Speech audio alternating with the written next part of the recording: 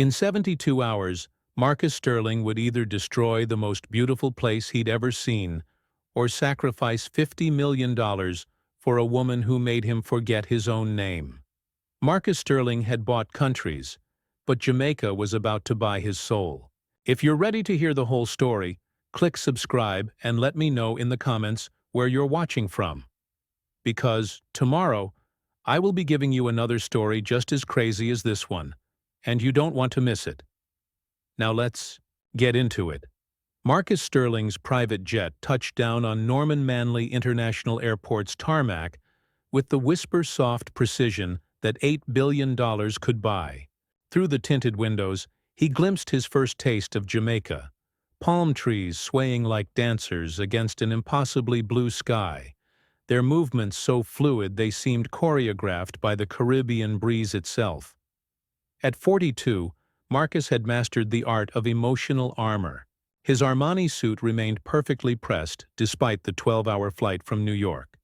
His platinum watch caught the Jamaican sun like a beacon of his success, and his expression held that practiced neutrality that had served him well in boardrooms. From Manhattan to Monaco, but something about the warm air that rushed into the cabin when the door opened made his chest tighten unexpectedly. "Mr. Sterling?"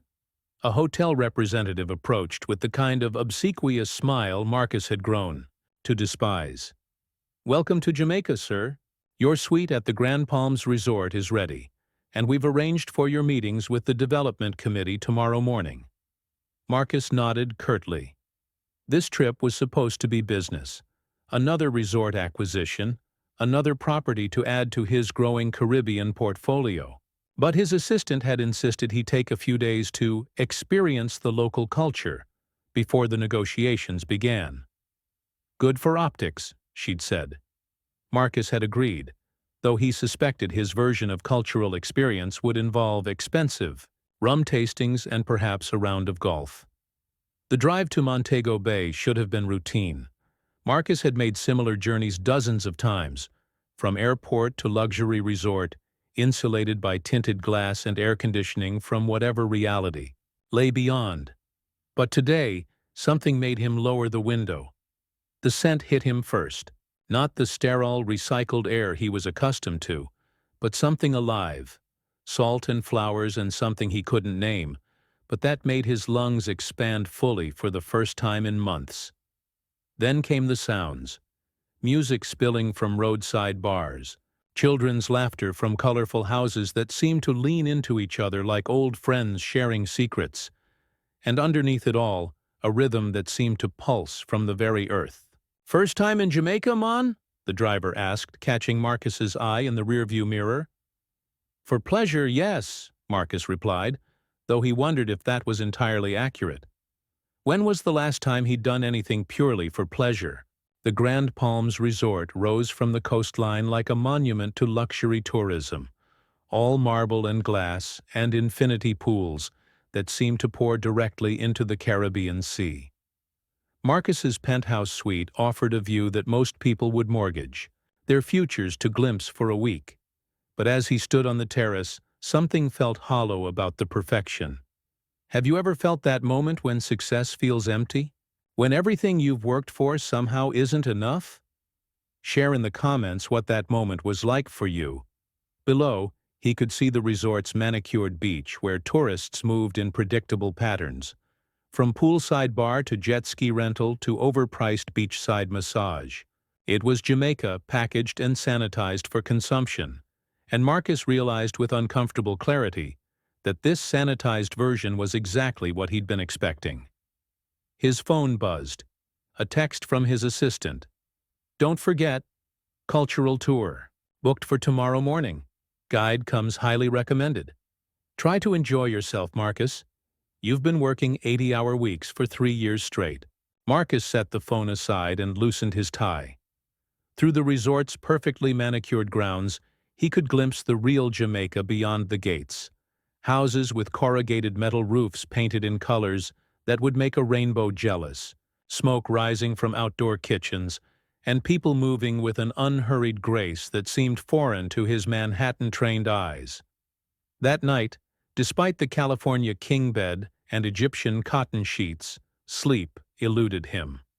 The sound of waves should have been soothing, but instead they seemed to whisper questions he'd been avoiding for years.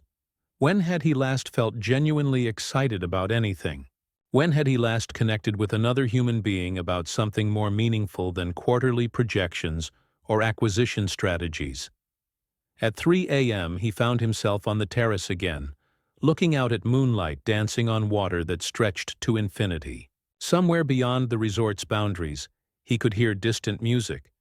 Not the carefully curated steel drum performances from the lobby, but something raw and real and alive. Marcus Sterling, who had conquered markets and commanded boardrooms, stood alone on his terrace and felt something he hadn't experienced in decades: curiosity about what lay beyond his carefully controlled world. Tomorrow, he would meet his tour guide. Tomorrow, his real journey would begin. The lobby of the Grand. Palms buzzed with the controlled chaos of luxury tourism at 9 a.m. sharp. Marcus descended the marble staircase in his idea of casual attire, khakis that cost more than most people's monthly rent, and a linen shirt that had been tailored on Savile Row. He'd left the Rolex in the safe, but kept the Cartier. Old habits of displaying success died hard. "Mr. Sterling?" The voice carried the musical lilt of Jamaica, but there was something else in it. Confidence, maybe even a hint of amusement. Marcus turned and felt the world tilt slightly off its axis. She stood near the concierge desk with the kind of natural poise that couldn't be bought or taught. Her skin held the warm glow of someone who lived under the sun by choice, rather than chasing it on weekend getaways. Dreadlocks fell past her shoulders, adorned with small wooden beads that caught the morning light, and her smile was so genuine it made Marcus realize how many fake smiles he encountered daily. But it was her eyes that stopped him cold.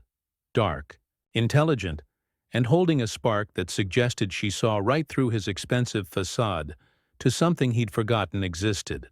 "I'm Zara Campbell, your tour guide." She extended her hand, and when Marcus shook it, he noticed the calluses that spoke of real work, the simple silver bracelet that looked handmade, the absence of the grasping desperation he'd grown accustomed to from people who knew his net worth. "Marcus Sterling," he managed, wondering why his voice sounded slightly hoarse.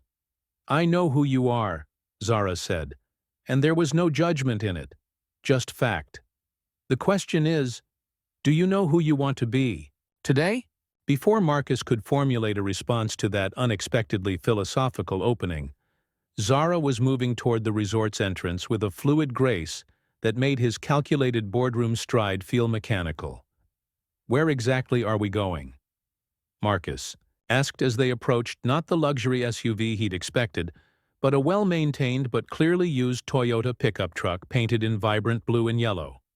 "Depends," Zara said, opening the passenger door with a slight grin. "You can have the tourist Jamaica, Blue Mountain coffee plantation, duty-free shopping, maybe a rum distillery where they'll give you samples and sell you bottles for 3 times what locals pay. Safe, predictable, Instagram-ready." She paused, studying his face with those penetrating eyes. "Or you can have the real Jamaica. But that means trusting me, and I suspect trust doesn't come easy to a man who's had to build walls as high as yours." Marcus felt something shift in his chest, not quite vulnerability, but the first crack in armor he'd been polishing for decades. "Show me the real Jamaica." The drive from Montego Bay into the island's interior was like traveling through layers of time. The manicured resort landscape gave way to small towns where life spilled onto the streets, vendors selling mangoes and coconuts from wooden carts, children in school uniforms walking in chattering groups, elderly men playing dominoes under trees that looked older than the buildings around them. Zara drove with the confidence of someone who knew every curve and pothole, one hand on the wheel while she pointed out landmarks with the other. "See that? Blue house with the red roof? Miss Pearl lives there. She's been the community midwife for 40 years. Delivered half the people in this parish, including me." "You grew up here?" Marcus found himself genuinely curious rather than making polite conversation. Born in Spanish Town, raised between there and right here in St. James Parish. Left for university in Kingston, came back because— She paused, glancing at him with something that might have been vulnerability. Because this is where my heart lives. They climbed into the Blue Mountains, but not to the tourist coffee plantation Marcus had expected. Instead, Zara turned onto a dirt road that wound through dense vegetation until they reached a small farm that looked like it had grown from the mountainside itself. "Welcome to the Campbell family coffee farm," Zara announced, parking beneath a massive mango tree. "4 generations of my family have worked this land." Marcus stepped out into air so clean and sweet, it made his lungs ache. The view stretched, across valleys painted in every shade of green imaginable, with the Caribbean Sea a distant blue shimmer on the horizon. But it wasn't the scenery that caught his attention. It was the sound of Zara's laughter as an elderly man emerged from a small house, his face breaking into a grin that could have powered the island. "Grandpa Joe, meet Marcus," Zara called out in patois that Marcus couldn't follow but somehow understood was full of warmth and teasing. "Ah, the billionaire come to see how poor people live?" Joe Campbell's English was crisp, his eyes twinkling, with mischief rather than malice. Marcus felt heat rise in his cheeks, but before he could formulate a defensive response, Joe was chuckling and clapping him on the shoulder with surprising strength. "Relax, son. Zara told me you might be different from the usual ones who come through here treating us like exhibits in a zoo. We'll see, won't we? What's the most real, authentic experience someone has ever shared with you? Something that made you see the world differently? Tell us about it in the comments." The next 3 hours shattered every preconception Marcus had built about wealth, success, and happiness.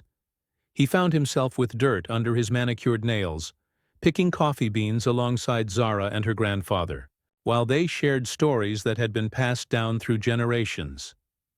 Joe spoke of hurricanes weathered and droughts survived, of children educated and sent to universities around the world, of love found and lost and found again. "You see, this tree?"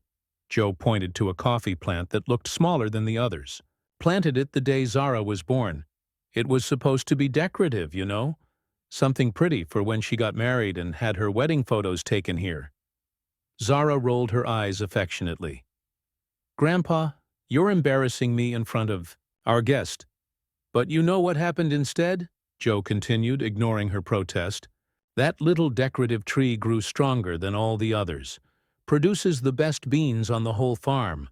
Sometimes what looks fragile on the outside has the strongest roots."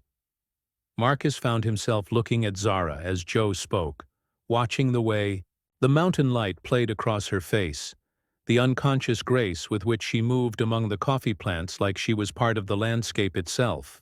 When she caught him staring, she didn't look away, just held his gaze with a directness that made his pulse quicken. "You're not what I expected," Marcus said quietly as they worked side by side, the confession surprising him with its honesty. "What did you expect?" Zara asked, her voice equally soft. "Someone who would be impressed by what I have. Someone who would want something from me." Zara straightened, a handful of ripe coffee cherries in her palm. "And what is it you think I should want from you, Marcus Sterling?"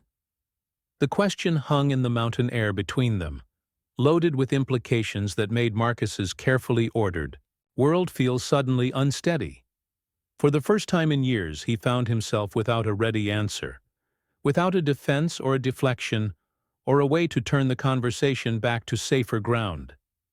Instead, he found himself drowning in eyes that seemed to see straight through to parts of himself he'd forgotten existed. "I don't know," he admitted, and the honesty in his own voice startled him. Zara smiled then, not the polite professional smile he'd expected, but something real and warm and dangerous to every wall he'd ever built. "Good," she said. "That's the first honest thing you've said all day. Now we can start getting to know each other." As the afternoon sun began its descent toward the horizon, painting the mountains in shades of gold and amber, Marcus Sterling realized that his trip to Jamaica was not going to go according to plan. And, For the first time in his meticulously controlled life, he found himself hoping it wouldn't. The second day began with Marcus making a decision that would have horrified his security team. He left the resort alone at dawn to meet Zara at a location she'd texted him the night before. No driver, no entourage, just him behind the wheel of a rental car navigating roads that grew narrower and more winding as he followed her directions. He found her at a small beach that didn't appear on any tourist map, sitting on a piece of driftwood, with her feet buried in sand that looked like crushed diamonds in the early morning light. She wore a simple sundress the color of coral reefs, and her hair was loose, moving in the ocean breeze like liquid silk. "You came," she said, not looking surprised, but something in her voice suggested she was pleased. "Did you think I wouldn't?" "Rich. Men make a lot of promises they don't keep," Zara replied, but there was no bitterness in it, just observation. "Especially to women like me." Marcus sat beside her on the driftwood, close enough to catch the scent of coconut oil and something uniquely her, warm and sweet and utterly intoxicating. "What kind of woman are you, Zara?" She turned to study him with those eyes that seemed to see everything.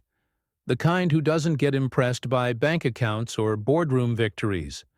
The kind who measures a man by how he treats people who can't do anything for him. The kind who knows the difference between having money and having worth." The words should have stung, but instead they felt like a challenge Marcus found himself wanting to meet. "And how am I measuring up so far?" "Better than I expected," she admitted, a smile tugging at the corners of her mouth. "Worse than I hoped." Before Marcus could ask what that meant, Zara was standing, pulling off her sundress to reveal a bikini that made his mouth go dry. "Come on, billionaire. Time for your real education." The next hour shattered every assumption Marcus had about his own capabilities. Zara led him into water so clear he could see tropical fish swimming 20 feet below, teaching him to dive for conch shells and sea urchins with patience that would have impressed his most demanding business school professors. But it wasn't the diving that undid him. It was the way she moved in the water like she'd been born to it. The way she laughed when he surfaced, sputtering after his first failed attempt. The way she instinctively moved closer when a particularly large wave threatened to separate them. "You're afraid," she observed, as they floated in deeper water, treading easily while Marcus worked harder to stay afloat. "I'm not afraid," Marcus protested, though his heart was hammering against his ribs. "Not of the water," Zara said, swimming closer until they were only inches apart. "Of this, of me, of whatever's happening between us." Marcus wanted to deny it, but the words died in his throat when Zara reached out to touch his face, her fingers tracing the line of his jaw with feather-light pressure that sent electricity shooting through his entire nervous system. "I don't do this," he said, his voice rough. "I don't get involved with..." "With what? Tour guides? Poor people? Women who aren't part of your world?" The questions hit like physical blows, forcing Marcus to confront truths he'd been avoiding. "With anyone. I don't get involved with anyone." Zara's expression softened, and she moved even closer, close enough that he could feel the warmth of her body in the cool ocean water. "When was the last time you let someone see the real you, Marcus? Not the billionaire, not the businessman, just you?" The question hung between them like a bridge Marcus was terrified to cross. Around them the ocean sparkled with morning sunlight. Fish darted through coral formations that looked like underwater gardens, and the world felt suddenly infinite with possibility. "I don't remember," he whispered, the admission costing him more than any business deal ever had. Zara's hand slipped to the back of his neck, her fingers tangling in his hair. "Then maybe it's time to start remembering." The kiss happened as naturally as breathing, as inevitable as the tide. Her lips were soft and warm and tasted like sea salt and promise, and Marcus felt something inside his chest crack open so wide it was almost painful. When they finally broke apart, both breathing hard, the world had somehow rearranged itself around them. The rest of the morning passed in a haze of discovery. Zara showed him hidden caves where pirates had once hidden treasure, taught him to identify bird calls that had been the soundtrack of her childhood, and shared stories about the island that no guidebook would ever capture. But it was the silences that affected Marcus most.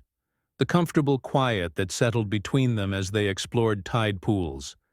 The way she seemed content just to be in his presence, without needing to fill every moment with conversation or entertainment.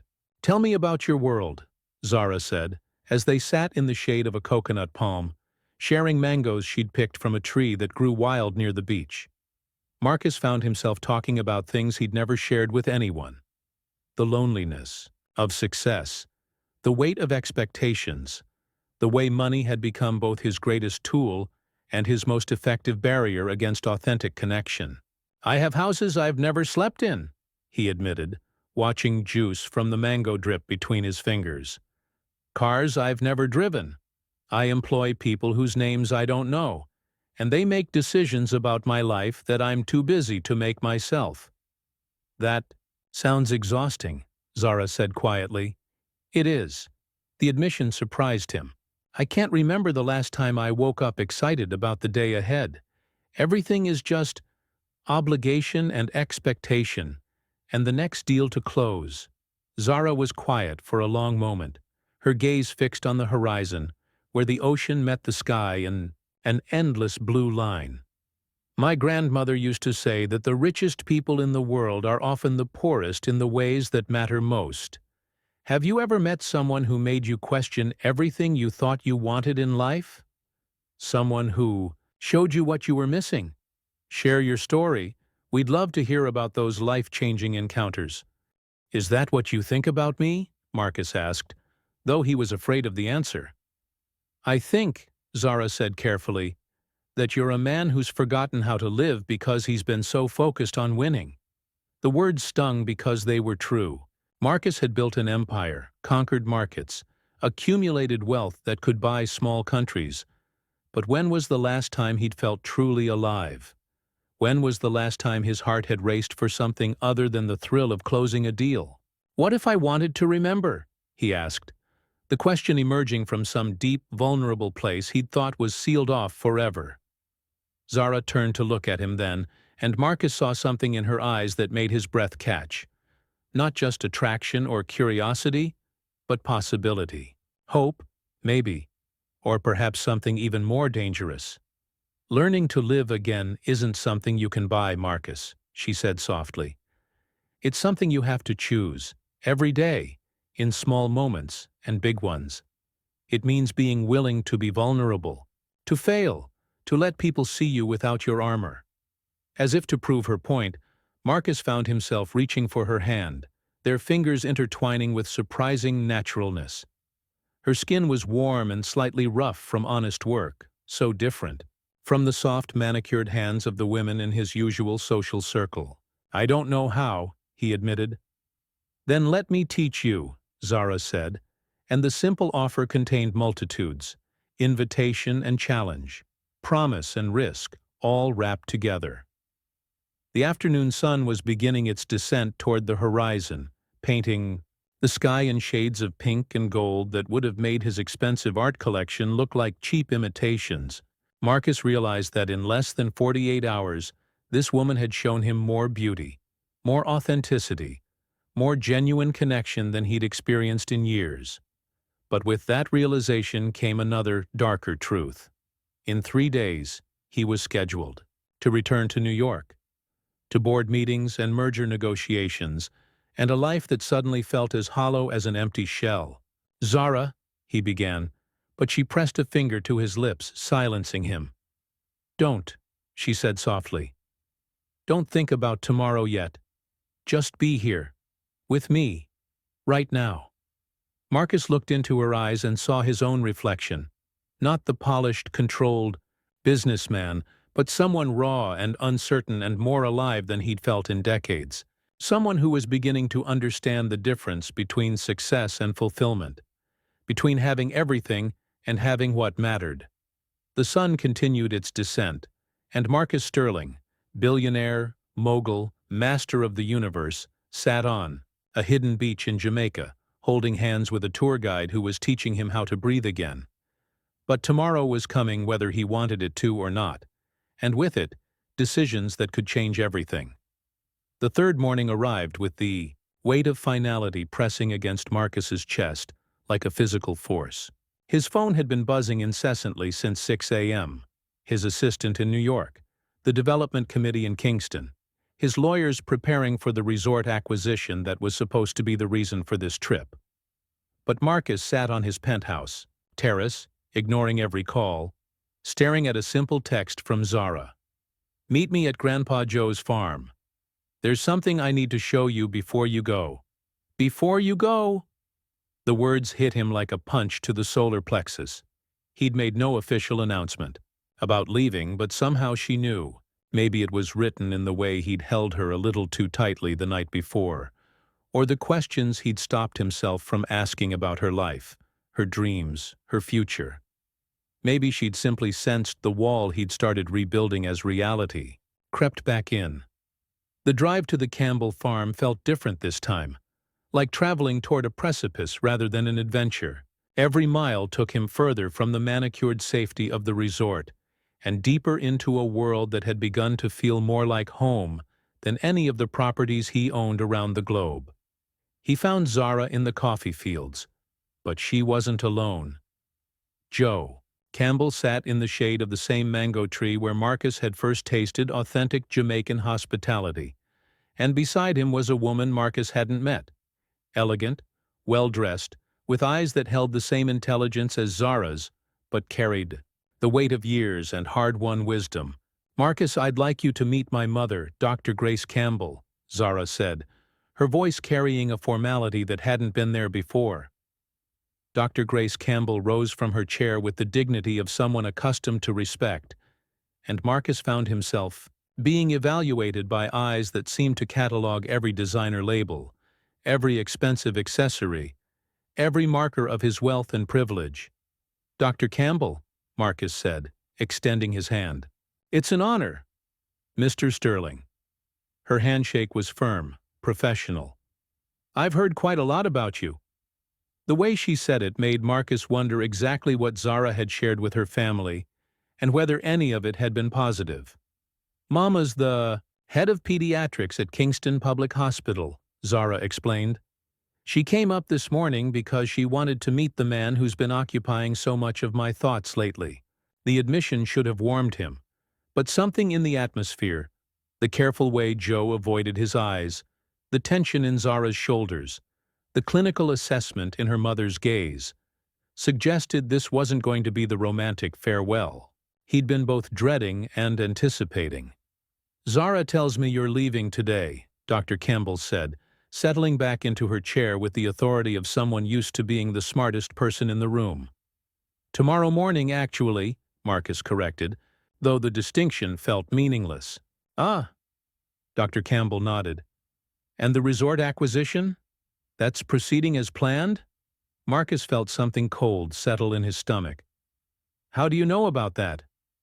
"Jamaica is a small island, Mr. Sterling. Word travels fast, especially when it concerns foreign investors buying up our coastline." Her voice remained perfectly pleasant, but there was steel underneath the politeness. Zara was staring at him now, and Marcus saw something in her expression that made his chest tighten with dread. "What resort acquisition, Marcus?" The question hung in the air like a blade waiting to fall. Marcus looked between the three faces watching him. Joe's disappointment, Dr. Campbell's knowing disapproval, and Zara's dawning realization that there were pieces of this puzzle she'd been missing. "The Grand Palms is expanding," Marcus said, carefully. "They want to develop the coastline further east, build additional luxury accommodations." "On the beach where you took me yesterday," Zara interrupted, her voice flat. "The hidden beach. The one where local fishermen have been bringing their boats ashore for generations." Marcus felt the ground shifting beneath his feet. "Zara, I didn't know that was—" "You didn't know?" Dr. Campbell's voice cut through his explanation like a scalpel. "Or you didn't bother to ask? Do you have any idea how many families depend on that stretch of coastline? How many children learn to swim in those waters?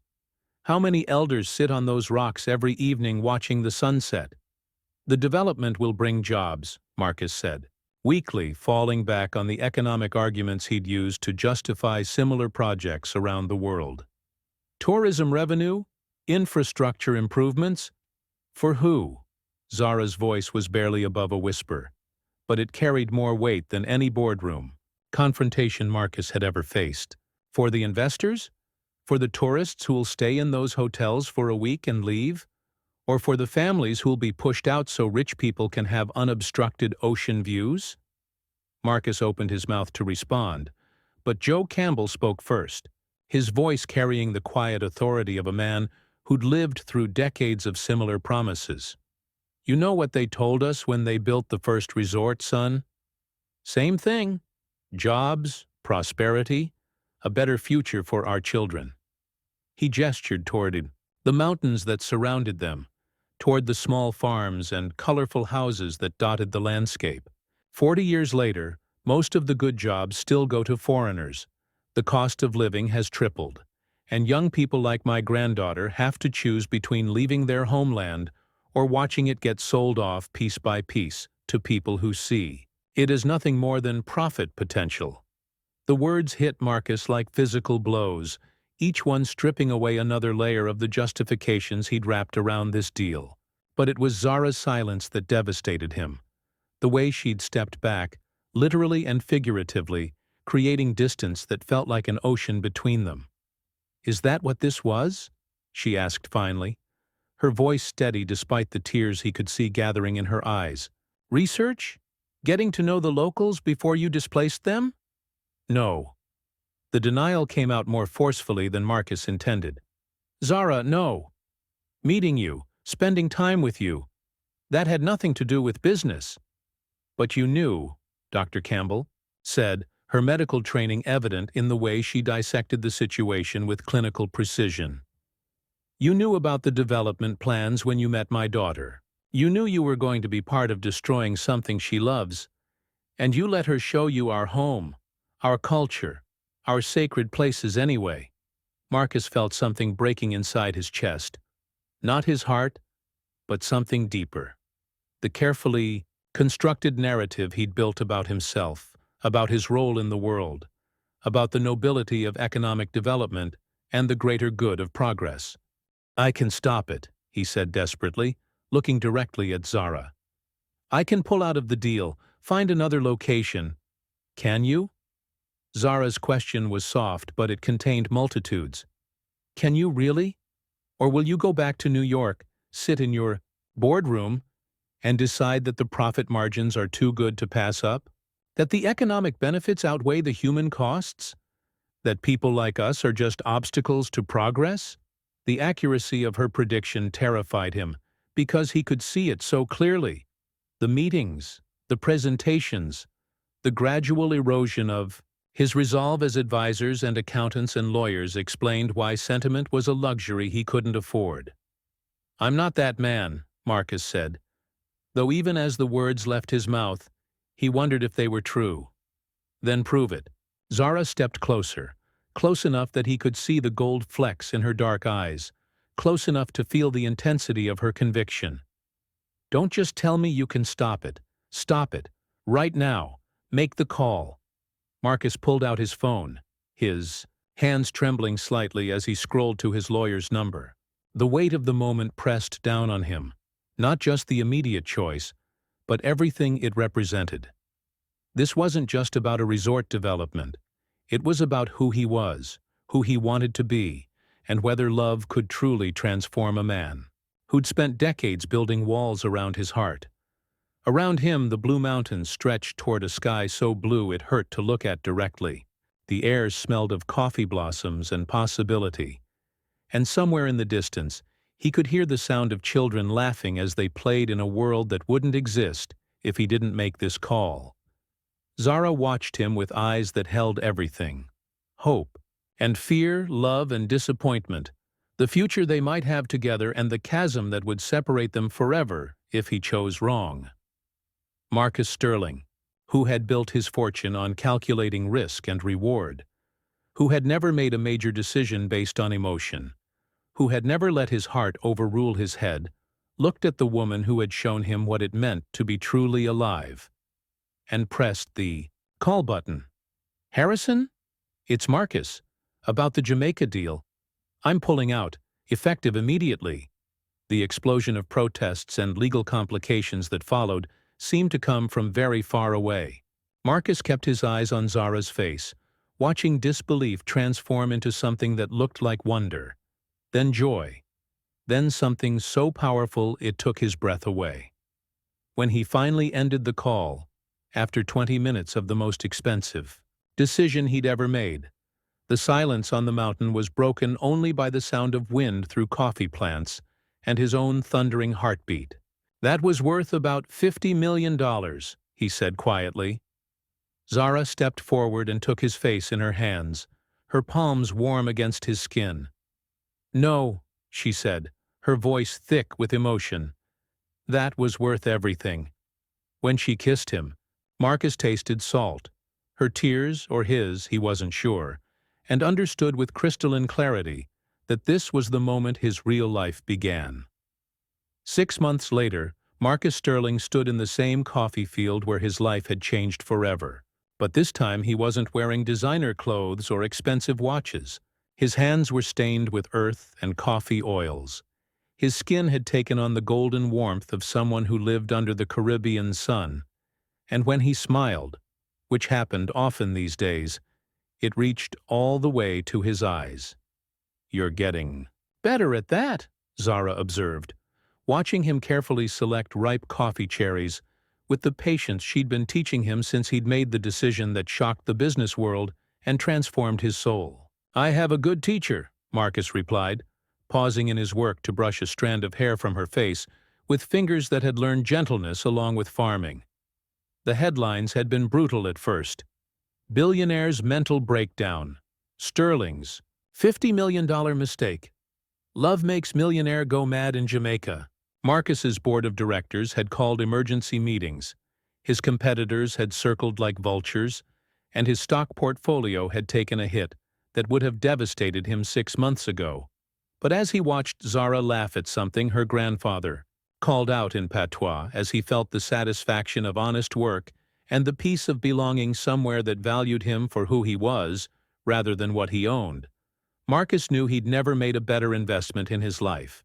"The new processing facility is almost finished," Zara said, gesturing toward the building taking shape on the far side of the property. "We'll be able to process and package our own coffee for export, create jobs for 20 families in the parish."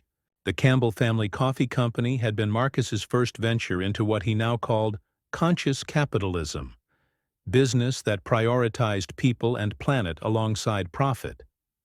Using his connections and capital, they'd built a direct trade relationship that eliminated middlemen and ensured fair wages for local farmers while producing coffee that competed with the world's finest brands. "Your mother still doesn't trust me completely," Marcus observed, watching Dr. Grace Campbell emerge from the farmhouse, with the bearing of a woman who'd spent her life fighting for her community. "Mama's protective," Zara said diplomatically, "but she's coming around, especially since you funded the new pediatric wing at the hospital." That had been another decision that horrified his former financial advisors. $10 million donated anonymously to upgrade medical facilities that served the poorest communities on the island. But Marcus had learned that true wealth wasn't about accumulation. It was about circulation, about lifting others as you climbed. "Marcus!" Joe Campbell's voice carried across the field with the warmth that had made Marcus feel more welcome than any five-star hotel ever had. "Come see what arrived this morning." They found Joe standing beside a wooden crate that looked like it had traveled halfway around the world, which Marcus realized with growing excitement it probably had. "What is it, Grandpa?" Zara asked, but her eyes were on Marcus, who was trying unsuccessfully to hide a grin. "Open it and see," Marcus said, pulling out the crowbar he'd hidden behind the mango tree. The crate opened to reveal a piece of machinery that looked like something from a coffee lover's dream, all polished steel and gleaming copper, with Italian engineering that represented the pinnacle of espresso-making technology. Marcus Sterling, Zara breathed, staring at the espresso machine that probably cost more than most cars. What have you done? Every world-class coffee company needs world-class equipment, Marcus said, but his voice carried a nervousness that hadn't been there in any boardroom negotiation. Besides, I was thinking, if we're going to expand the business, we might need a cafe. Somewhere locals and tourists alike can experience authentic Jamaican coffee culture. Zara was quiet for a long moment, running her fingers over the machine's pristine surface. When she looked up, her eyes held a complexity of emotions that made Marcus's heart skip. A cafe would need someone to run it, she said carefully. Someone who understands both the business side and the cultural significance of what we're creating. I was hoping, Marcus said, his voice softer now, that someone might be willing to teach me. Have you ever completely changed your life for love? Or watched someone transform themselves for the better? We believe love has the power to change everything. Tell us your story of transformation in the comments. The proposal happened not with a ring worth millions, but with a simple band Joe had carved from coffee wood and inlaid with blue mountains, stone. It happened not in an expensive restaurant or exotic location, but right there in the dirt of the coffee field, with 3 generations of the Campbell family as witnesses and the mountains of Jamaica rising around them like a cathedral. Zara Campbell, Marcus said, dropping to one knee in soil that had taught him the difference between price and value. You've shown me what it means to be truly wealthy. You've taught me that the best investments aren't in stocks or bonds, but in love and family and community. Will you marry me? Will you help me build a life that matters? Through her tears, Zara's yes rang across the mountains like music. The wedding, 3 months later, was nothing like the society events Marcus had attended in his previous life. There were no celebrity guests or designer gowns, no champagne that cost more per bottle than some people made in a year. Instead, there were steel drums and local musicians, food prepared by church ladies who'd known Zara since she was a baby, and dancing that lasted until the sun rose over the Blue Mountains. Marcus's former business associates would have been horrified by the simplicity, but as he held his new wife in his arms while they swayed to music that seemed to rise from the very earth of Jamaica, he understood that he'd never attended anything more luxurious in his life. No regrets? Zara asked as they watched the sun rise. Paint the sky in shades of pink and gold that rivaled any masterpiece in his former art collection. Marcus thought about the Manhattan penthouse he'd sold, the private jets he no longer needed, the social obligations that had felt like prison sentences. He thought about board meetings replaced by coffee harvests, stock reports replaced by sunset, conversations, and the hollow ache of loneliness replaced by a love so deep it had rewritten his understanding of what it meant to be successful. Only one, he said, pulling her closer. Zara tensed slightly. What's that? That it took me 42 years to find my way home. As if summoned by his words, the sound of children's laughter drifted up from the valley below. The next generation growing up in communities that would thrive because someone had chosen love over profit, connection over accumulation, life over mere existence. Marcus Sterling had once been a billionaire who owned everything and valued nothing. Now he was a man who'd learned that true wealth couldn't be measured in dollars or assets, but in the depth of love shared, the strength of communities built, and the legacy left for those who would come after. In giving up everything he thought he wanted, he'd found everything he'd never known he needed. And in the woman beside him, in the family that had welcomed him, in the land that had taught him to breathe again, he'd discovered the greatest treasure of all, a life worth living. The sun climbed, higher over the Blue Mountains of Jamaica, shining down on a man who'd learned that sometimes the best investment you can make is in your own heart, and that the highest return comes not from what you accumulate, but from what you're willing to give away for love. Thank you for watching this story to the end. If you enjoyed this story, you will surely love the next one. It's as crazier and more intriguing as you can ever imagine. So do check it out. Click on the image showing on your screen right now to watch the next one. Thank you for watching this story to the end. If you enjoyed this story, you will surely love the next one. It's as interesting and even more intriguing as can ever imagine. So do check it out. Click on the image showing on your screen right now to watch the next one.